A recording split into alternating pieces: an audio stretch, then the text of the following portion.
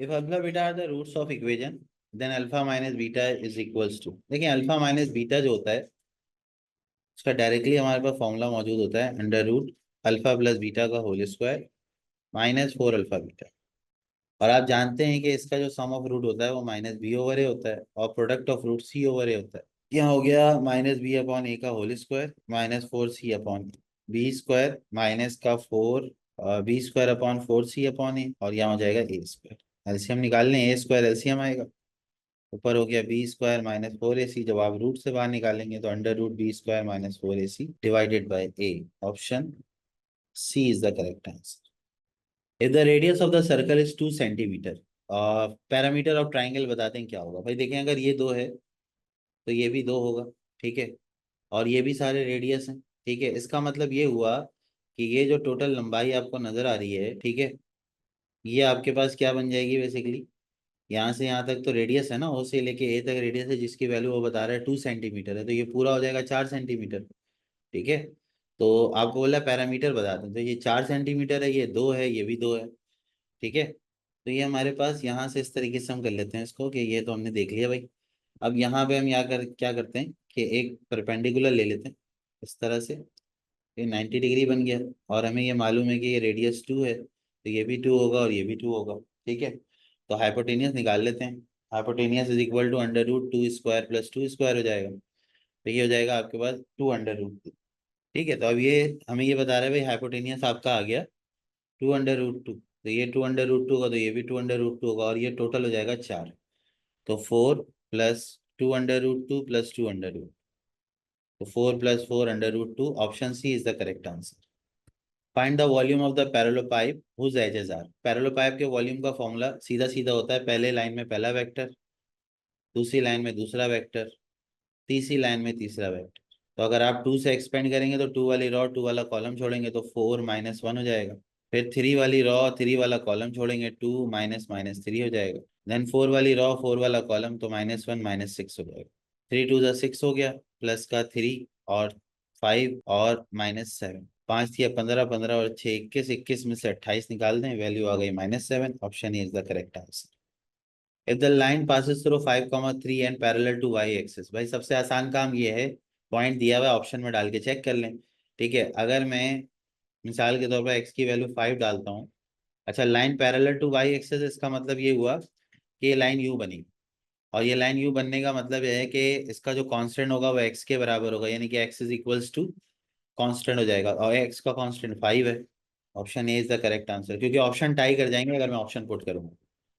Equation of the line express as a slope intercept form, तो slope intercept form होती है y equal to M X plus C. बहुत ही आसान है, 8x minus 3y equal to 0 है, तो 3y is equal to 8x हो गया, तो y is equal to 8/3x हो जाएगा। Option B is the correct answer.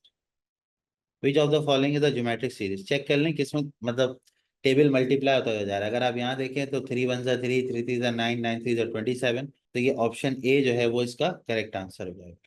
To die the roll, find the probability that sum at a pair at the top is at least 6, मतलब 6 से कम हो, 6 से 6 या 6 से ज्यादा हो, तो आप ये निकाल लें कि भाई 6 से कम वाले कौन कौन से, 1 1 होगा, 1 2 होगा, 1 3 होगा, 1 4 होगा, और 1 5 ले नहीं सकते क्योंकि एटलीस्ट 6 या 6 से ज्यादा, ठीक है। तो ये हो गया एक, और एक आपके पास 2 1 हो जाएगा, एक आपके पास 3 1 हो जाएगा, एक आपके पास 4 1 हो जाएगा, ठीक है। और इसके अलावा आपके पास अगर आप 2 वाली लाइन में और मजीद ढूंढें तो 2,2 हो जाएगा, 2,4 हो जाएगा, और इसको हम सीधे तरीके से करें तो ये और जल्दी हो जाएगा। सम या तो 6 या तो 6 से ज्यादा होना चाहिए, दो तरीके हैं, या तो ये ढूंढ लें कि सम जो है वो 6 या 6 से ज्यादा हो या कम। तो 6 वाले जो सम है हमारे पास वो तो जाएंगे 1,6 हो गया और 1,5 हो गया, एक तो ये हो गया।